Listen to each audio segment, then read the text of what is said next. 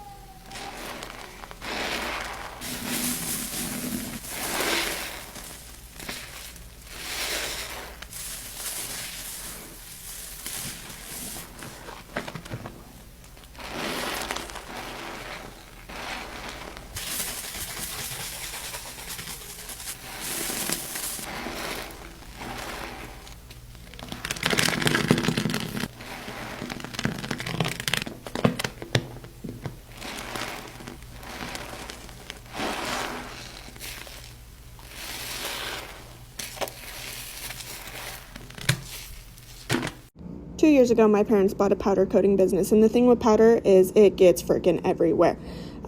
These floors had never been cleaned before with the previous owner, and in the 2 years my dad's had it, he's been out on the shop floor, helping hands-on, making sure the business is successful. So I came in and I gave it everything I had today. I used industrial strength Zep floor cleaner and degreaser, and I think I'm going to have to rent something industrial to scrub these things because it was not coming up. So if you have any suggestions, let me know.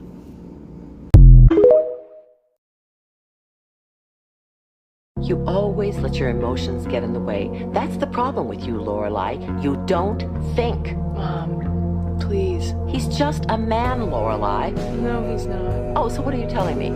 That this was all worth it because he was the love of your life, that this was the man for you? I don't know. Come clean this bathroom with me for free. If you didn't see from the last video, Scrub Daddy flew me and Ari out to Philly to be able to help this poor older woman who was really struggling greatly with her mental and physical health. And I practically had to arm wrestle Ari to be able to get my hands on this bathroom. I just knew it was going to be a mind-blowing transformation, and I wanted the satisfaction of being the one to do that. So I started getting right to work clearing everything off of the floors and then moved on to the sink area. The fact that it's quite clear she has not been able to use her bathroom sink in I don't know how many years absolutely breaks my heart. There were years worth of expired items, including a biohazard bag. Not sure what that was for. But I sorted through everything before moving on to the tub where there were so many empty shampoo bottles and some really odd items. I started scraping up any stuck-on gunk before giving it all a very good coating of Cif cream. I let it sit for a bit and then scrubbed it all down with a scrub mummy, and it came up like magic. It was literal goop. I rinsed it off, put a little more on, and went in all of the cracks and corners with a scrub brush. Rinsed it down, and then I repeated the process on the other side. And I just have to give a shout out to Scrub Daddy because they made sure we had all of the supplies in the world that we would ever need to be able to clean this entire home. I can't even begin to tell you how many scrub mummies and bottles of Cif cream that I went through on this job. Then it was time to start high and work my way down. First came the mirrors, which are one of my favorites because I get to use the squeegee and it's absolutely the most satisfying thing in the world. Then I moved on to the sink and the countertops with some more Cif cream and a Scrub Daddy. Now I do want to address something from the last couple of videos. There's been a lot of comments asking about what we did with the clothing items that we found, and as long as they weren't contaminated with mold or bodily fluids, we separated them into different labeled bags from the garbage so that a company can come pick them up and properly sanitize, wash, fluff, and fold them for her. And now for the moment you've all been waiting for. No, seriously, it's not often toilets scare me, but I didn't know if I was going to be able to get this one clean. Once you see mold start growing on toilet seats, sometimes it's very difficult to get out depending on how long it sat there because they can sometimes be very porous. But thankfully in this case, I worked an absolute miracle and had this thing scrubbed down top to bottom and gleaming white again. Then I made sure to get everything off of the walls before starting on the floors. I sprayed down a ton of the Cif cream, let it sit, and then went in with a scrub brush to get all of the gunky bits up, poured on some hot water, and then started to squeegee it. I used the Veleda oil spill sheets to get all of the liquid up, and then I coated the entire room with the leave-on disinfectant. Then all that was left to do was leave the final touches, and just like that, now the older woman has a toilet she can actually comfortably use, access to her countertop and sink again, and I even fixed the doors underneath. And although the tub needs some new caulking, it's as clean as I could possibly get it. I had no idea that hiding under all of this mess was the cutest vintage pink bathroom. And I just want to say thank you to you guys, because I would never be able to do these free cleanings if it wasn't for your support.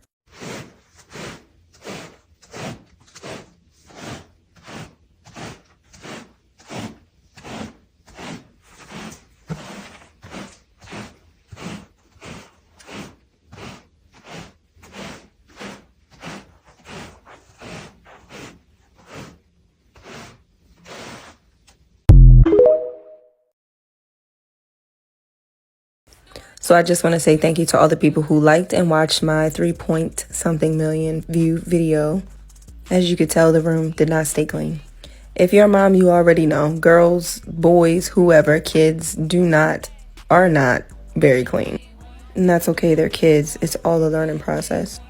I got so many comments talking about your kids are dirty, y'all are dirty, your house is dirty. Honey, did you look at the rest of my videos? Did you see how clean my house was? It's mostly because I'm cleaning it. I'm not a lazy cleaner. I'm actually a professional cleaner. I own a whole cleaning business. But when you have 4 girls in one room, it's hard to keep the room clean. But I'm not trying to explain nothing for nobody. I don't typically clean their bedroom, but this day I decided that I would do it for them as a little treat. I notice when I clean their room, they always get really excited and they run up to me, give me a hug, and say, "Thanks, Mom, for cleaning our room." And that's the reason why I do it, because I like them to know that I still care for them and want to be able to invest in them, even if it's just cleaning their bedroom. And to be quite honest, it's actually very therapeutic for me. Cleaning for me is like a coping mechanism, so I'm able to think and get all my thoughts out, and this is where I go to do it, is to clean. We may not have the most nicest house or the nicest things, but that's okay. We work with what we have and we make do with what we have. That's another reason why I started my business, because I wanted to be able to help other mothers get their homes clean, and it just takes off so much stress off of their shoulders knowing that their house can actually look clean again. Especially when you're a working mom, to come home to a clean home is the best feeling. I would know because I'm a working mom. And even the stay-at-home moms, it feels good after you've been taking care of your kids all day to come home to a clean home. So while the girls' room is clean right now, eventually it's going to get messy again. But don't forget to follow, because I'll be redoing their bathroom, and that is a hot disaster mess.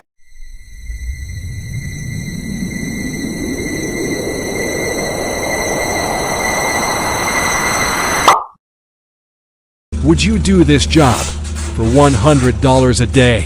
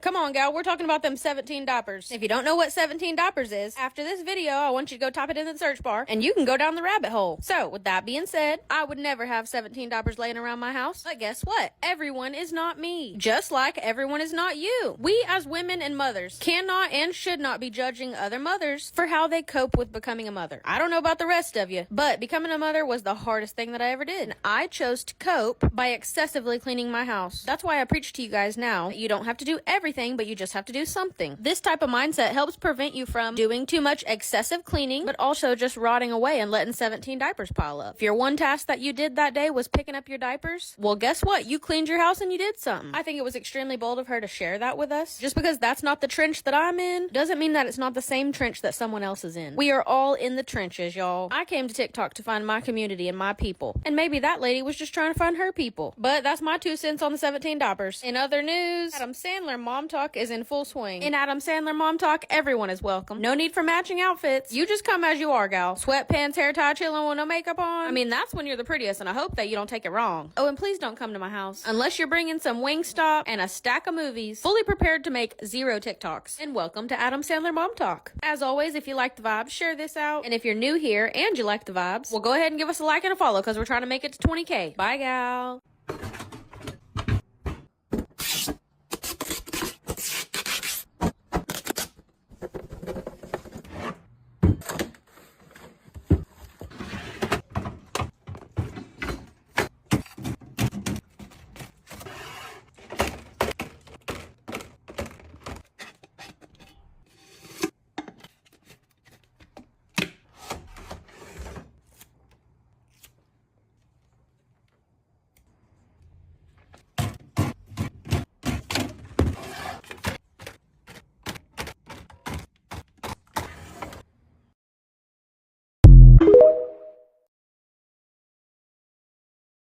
Nobody's gonna know.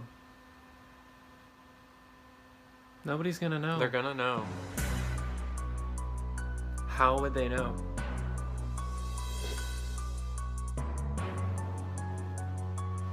How would they know? How would they know? I can't. I can't. Oh. ¿Podría esta casa ser la más sucia en España? Acompáñame durante este trabajazo para convertir esta casa de un lugar inhabitable a un hogar donde pueda disfrutarlo toda la familia. No te voy a mentir, esto no va a ser fácil, pero con mucho esfuerzo y mucho amor todo es posible. Hoy empezamos con la cocina. Todas las superficies, incluido el suelo, estaba cubierto de basura. No solo basura, moscas, miles de moscas por todos lados. Cada vez que movías algo no sabías cuántos gusanos ibas a encontrar debajo. Si hay algo que no me gusta, son gusanos. ¡Ajá! Pero ¿sabes qué? Hay algo que odiaría más. Y eso sería vivir con ellos en mi casa. Entonces vamos al lío y vamos a transformar esta cocina. Un lugar donde realmente puedes cocinar. Si te soy sincera, cuando acepté este trabajo no tenía ni idea de cómo estaba la casa. Ni que estaban 4 plantas y era un casote lleno de basura. Y cuando llegué me partió el corazón ver a una madre desesperada por la ayuda. Y no, ella no está viviendo aquí con sus hijos. Están quedándose en casa de unos amigos hasta que esté la casa limpia. Entonces cada día vamos a ir habitación por habitación, sin mirar nuestros alrededores para no agobiarnos mucho. No te miento, estas limpiezas son agotadoras. Pero cuando te giras y miras esa zona que has estado limpiando todo el día, y está impecable y todo huele bien y vuelve a tener vida y está preparada para ser disfrutado, esa sensación para mí es felicidad. Y no estoy hablando solo de mi felicidad, pero también la felicidad de los demás. Y eso creo que es lo importante con estas limpiezas. Es invertir tu tiempo y tu trabajo en la felicidad de otra persona. ¿Y qué hay más importante en la vida que ser feliz? Tampoco me quiero poner filosófica, pero son pensamientos que pasan por mi mente mientras estoy limpiando. Con esta limpieza va a tener que pasar mucho. Entonces, si queréis ver más de esta mega limpieza, seguidme para parte 2. Grace Elizabeth, or Gracie Henderson, was born on October 27, 1886 in Marys County, Missouri. She was the third of 10 children born to William and Mary Reagan Henderson. When Gracie was born, her father was 28 and her mother was 24. On the 1900 census, Gracie was 14, living with her parents and 7 siblings. The family had moved to Ozark County, Missouri, where her father was working as a farmer and her mother was working as a housewife. In 1908, when Gracie was 21, she lost her father, William. He died at the age of 50 due to pneumonia unexpectedly, leaving her mother widowed with 6 children still in the home. The next few years of Gracie's life left some questions. I found this information on her family search and ancestry pages. Her family search page states on April 27, 1909, when she was 22, she married 24-year-old Riley Johnson. The page said they were married in Creek County, Oklahoma. Riley was a well-known teacher in the Ava area. I found several newspaper articles about him, most of them praising him for his teaching. One said he was voted the laziest person at a fundraising supper a school he was teaching at held. He did travel back and forth for his teaching jobs pretty frequently, and he sometimes took jobs in Oklahoma and then would return back to the Ava area when they were done.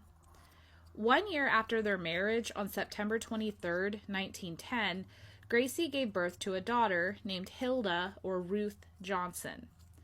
That same year, the 1910 census listed Gracie and baby Ruth living in the town of Champion in Douglas County, Missouri.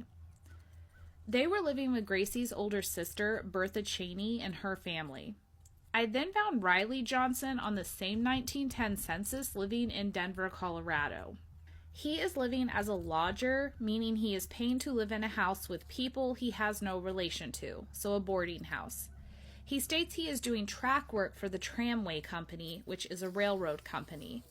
He also states he is not married and has no children. On Gracie's census, she stated she was married. Maybe they had split up before Riley left for Colorado. I'm really not sure. When the census is also only done every 10 years, it is hard to fill in the gaps sometimes. Gracie died only 1 year after that census was taken. Gracie passed away on February 11th, 1911 at the age of 24. I wasn't able to find what her cause of death was. In 1916, 5 years after Gracie's death, 32-year-old Riley Johnson married 19-year-old Cora Davis. They would have 2 daughters together. As for their daughter Ruth, I don't believe she lived with her dad after Gracie died.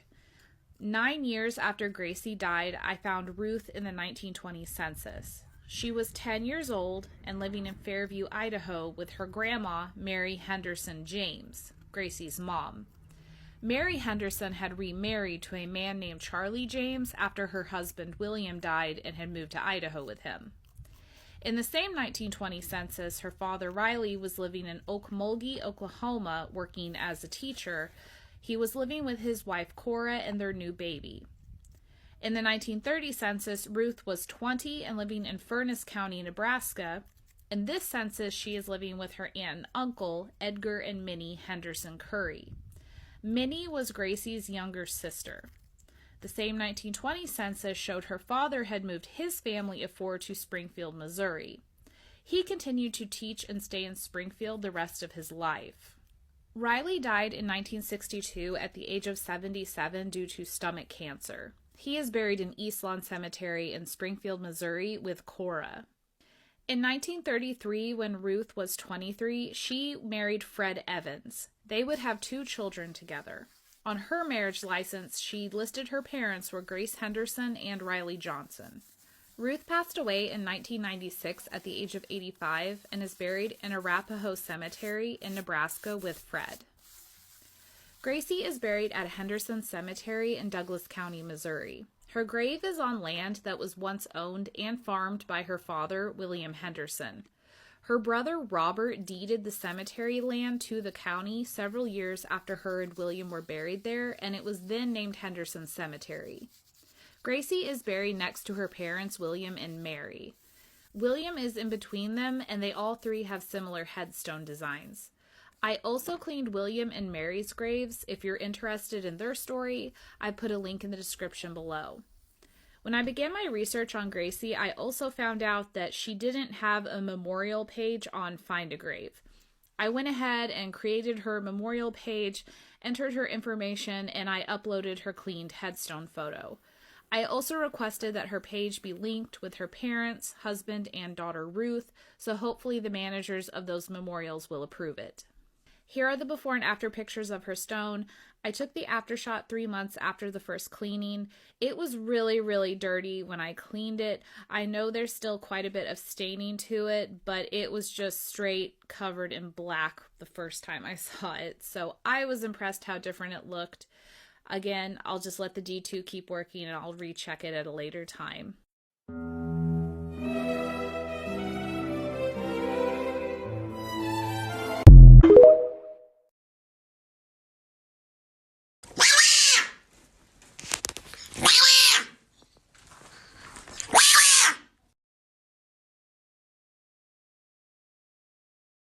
Hey guys, so my last video kind of blew up about the way that I clean the floors in my home. Most of the comments just had something to say about how I use so much water and yada yada. Number one, this is my home, so I can clean it the way I want to, as you can do yours. Number two, this is not wood. This is like a vinyl / rollout sheet that I absolutely hate and eventually want to replace and get rid of. So if it bubbles, it's fine. Number three, I don't let the water just sit here and air dry. I actually get a brand new bucket of water. I clean out the mop and then wring it out, pick up the dirty mop water that's already on the floor, and then just repeat the process until the floor is dry. Here's why you can't judge how well your bathroom fan works based on how clean the outside is. This fan is disgusting, just look at it, and the paper stuck. Moving into our other bathroom where the fan looks cleaner, you can see there's actually no suction coming through that fan.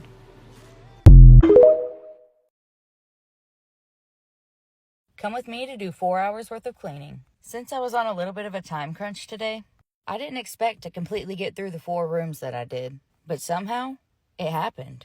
I went right in with picking up all the trash and collecting all the dishes. I'm literally just walking around each room with a big bag, throwing away any trash I see, and collecting the dishes up as I go.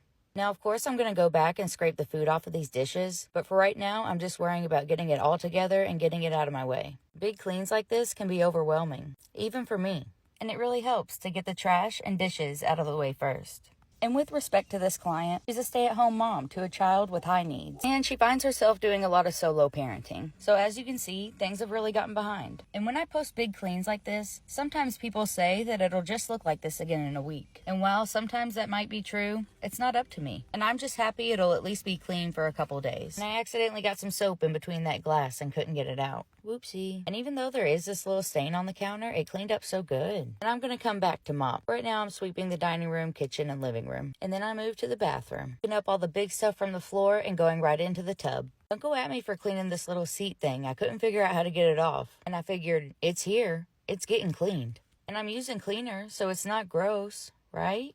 If you don't have a detachable shower head, how do you rinse your shower? I feel like there's something better than throwing cups of water. I've also seen that you can attach a towel to the scrubber I use, so maybe I'll try that. And putting on this little toilet bowl cling is my favorite part of cleaning the bathroom. What's yours? Something I've been wondering is if the pink stuff spray is a good glass cleaner. I've seen other cleaners use it on glass, but I wonder what it looks like when it dries. So if you've tried it, let me know how it worked out. And these cabinets and drawers that you see right here were pretty empty. So a lot of stuff that was on the counter, I organized into those. Any guesses on the color of the dog's fur? And there was a lot of hair flying around when I was sweeping, so I go over everything with a vacuum too. Now that I'm done vacuuming, I'm going through to mop every room. And I didn't bring my pine saw, so I'm doing 2 passes with my Mr. Clean multi-purpose cleaner. My all-time favorite scent is the lemon. Some clients don't like a lemony scent, or a fragrance in general. But like I said, lemon's my favorite. I started cleaning right at 1, and at this point, it's like 5:05. I could have been there longer and done more, but I'm so happy with what I was able to get done in the time I had. Even though the bathroom wasn't the biggest transformation, it was my favorite room to clean. But looking at the before and afters, which room do you think had the best transformation? Let me know in the comments.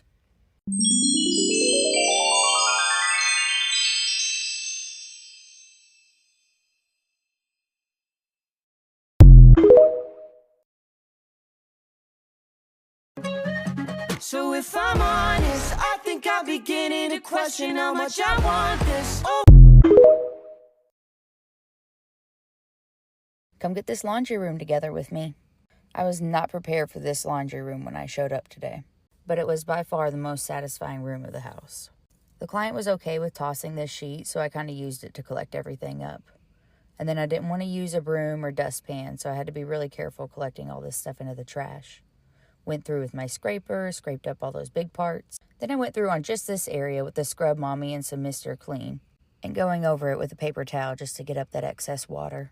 Then I sweep the rest of the laundry room, making sure to get behind the washer and dryer, and don't worry, I mopped that part. I wiped down every single baseboard and any scuffs or marks that might have been on the wall. After this, I did just a light mop to get a nice clean base, making sure to get behind the washer, of course. Then I changed the water and I went through and I did a nice sudsy wet mop. Wiped down the appliances and it was looking beautiful. It's 8:55 a.m. and this is the current state of my room. It's pretty bad. I just woke up. So my room and my hair are messy. I do not want to clean what's behind me right now. All this right here is Tasmanian Danny's fault. I don't remember doing it. So I made a deal with myself. If I get it clean in the next 3 hours, I'm going to get boba. So let's get to work. Oh my gosh. What music should we have on today? Let's play some Buddy Holly. Switch.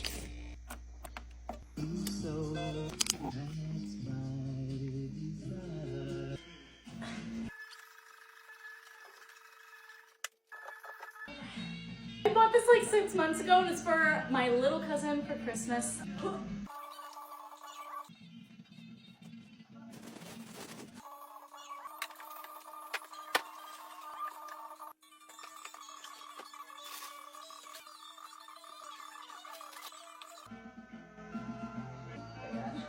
You guys, that is very, very, very bad. Well, this was breakfast yesterday. Let's also clean up the waffles.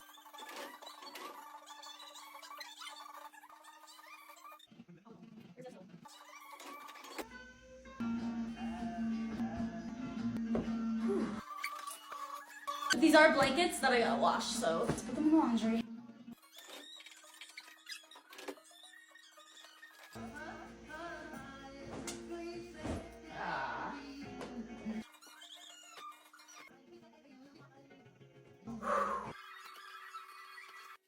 Oh, time to flip the vinyl.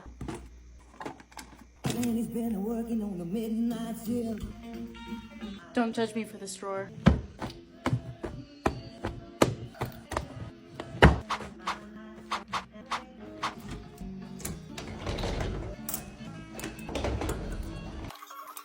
Oh my gosh, I just remembered that I never lit a candle. Whatever.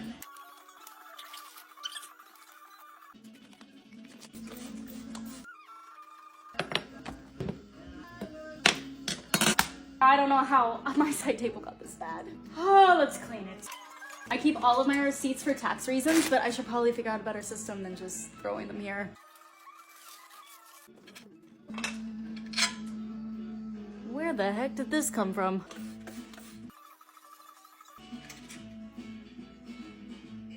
Oh, veto. Let's make the bed.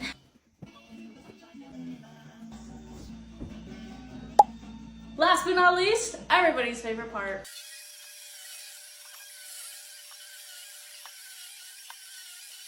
An hour and 50 minutes later, the room is clean. I always feel like it's gonna take way longer than it actually does. But yay, I can go get my boba now. Thanks for cleaning with me, and until next time, when my room is dirty. Bye!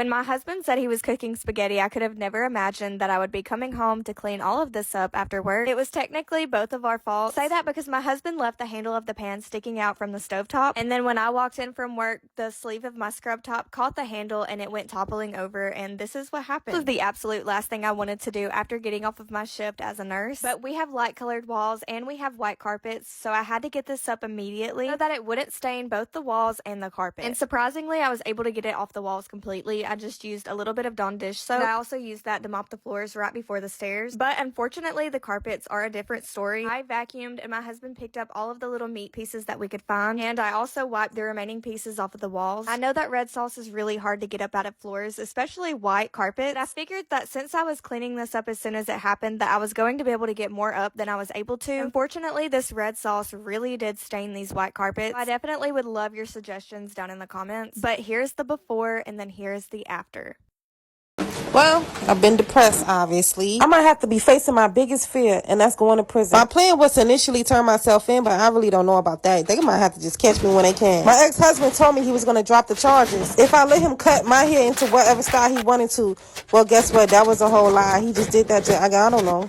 Just with me. I guess I don't blame him. I would be mad if I was him, too. I also used to put stuff in his spaghetti. I've been doing anything and everything just to get this situation off my mind. I decided to become a farm girl. I've been making butter, ketchup, barbecue sauce, my own ranch, mayonnaise. I've been making everything, even my own mustard. I even made my own milk out of nuts. Of course, I could barely sleep. The nightmare's been keeping me up. I had a nightmare that they put me in a man's prison because they mistaken me for a boy. Let's just say that dream traumatized me for life. It's the first time I made tomato soup from home scratch. It turned out pretty good. You never know, I might find me a farm white boy and just run away with him. I tell him to buy me a black and white cow. I think the hardest part about living on a farm would be shoveling that poop. I don't know. I don't think I could do that. If you're scrolling right now and you see me, just say hi. You don't have to follow me. You don't have to like the post. But if you just say hi to me, it'll make my day better. What do you do when your apartment complex turns your water off weekly and when they turn it back and you're left with gray water? You give their vinyl floors a nice wet mop, of course.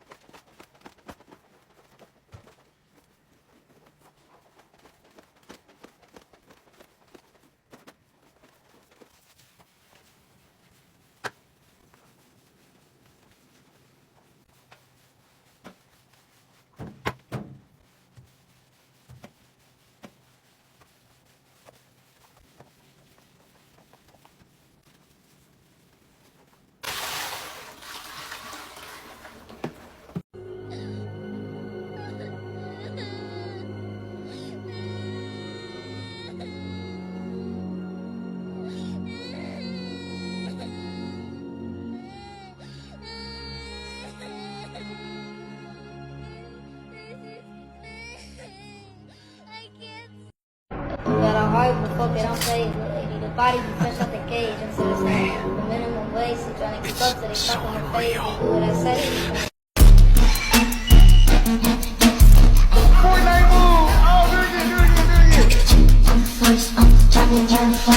This BMW's paint was in the worst condition we've ever seen. Watch how amazing it turned out.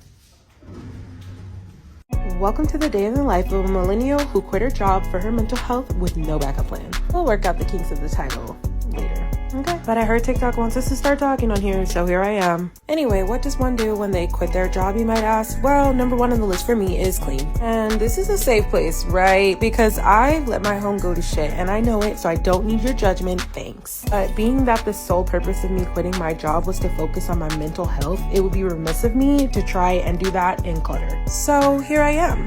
Voila. Kinda. You heard me when I said I let things go to shit, right? We've got a long journey ahead of us. So tag along as I declutter my mental space and my actual space. Okay, bye.